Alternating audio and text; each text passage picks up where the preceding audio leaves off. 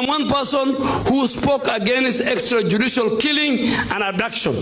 Since the time of Kibaki, no government should agree to extrajudicial killing and abduction.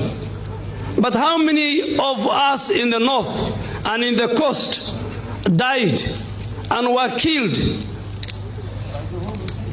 by the time Uhuru was in power, by the time Kibaki was in power, by the time Matiang'i was in the Minister for Interior, by the time Kinoti was the DCI director.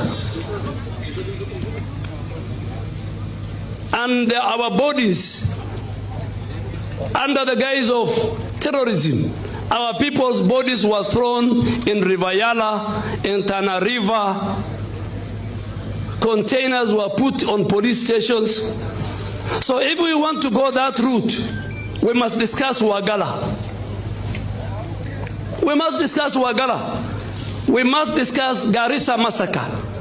We must discuss Malkamari.